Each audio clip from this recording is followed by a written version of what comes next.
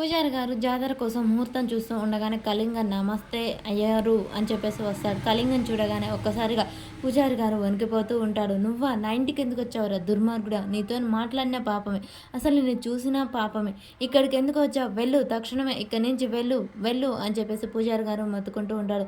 ఏంటయ్యారు అంత కోపం అవుతున్నారు, నేను వచ్చింది దండం పెట్టడానికే కదా, ఎందుకు అంత కోపడుతున్నారు, దుర్మార్గుడా నీలాంటి నీచుడు నా ఇంటికి రావాల్సిన అవసరం లేదు, నా ఇంటి నుంచి వెళ్ళిపోరా అని చెప్పేసాను. సరేలే అయ్యోరు అలాగే వెళ్తాను, కాస్త దాహంగా ఉంది, గిన్నె మంచినీళ్ళు ఇప్పించండి వెళ్తాను అని చెప్పేసి అనగానే అమ్మ వసుంధరా వసుంధరా అని పిలుస్తూ ఉంటాడు.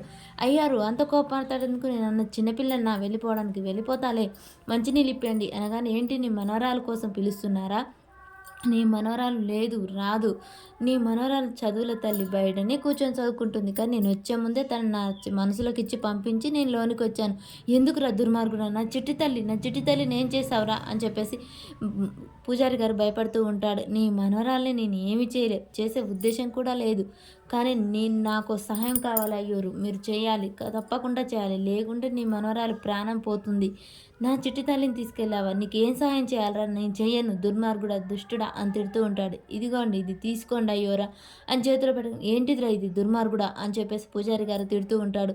ఇది విషం అయ్యగారు, ఆ చెంచలమ్మని చంపుకుంటారా లేకుంటే నీ మనవరాల్ని కాపాడుకుంటారా అనేది నీ ఇష్టం, ఈ రేపు జరిగే జాతరలో చెంచలమ్మ చచ్చిపోవాలి, వస్తాను అయ్యోరా అని చెప్పేసి వెళ్ళిపోతాడు. పూజారి గారు అది చేతిలో పట్టుకొని గజగజ వణికిపోతూ ఉంటాడు. పూజారి గారు మనవరాల కోసం మరి చెంచలమ్మ ప్రాణాలు తీయడానికి వెనకాడకుండా చంపేస్తాడా, అసలు ఏం జరుగుతుంది, చెంచలమ్మని ఎవరు కాపాడతారు అనేది మనకు నెక్స్ట్ వీడియోలో తెలుస్తుంది. ఫ్రెండ్స్ మన వీడియో నచ్చినట్టయితే లైక్ చేయండి, షేర్ చేయండి, సబ్స్క్రైబ్ చేసుకోవడం మర్చిపోకండి.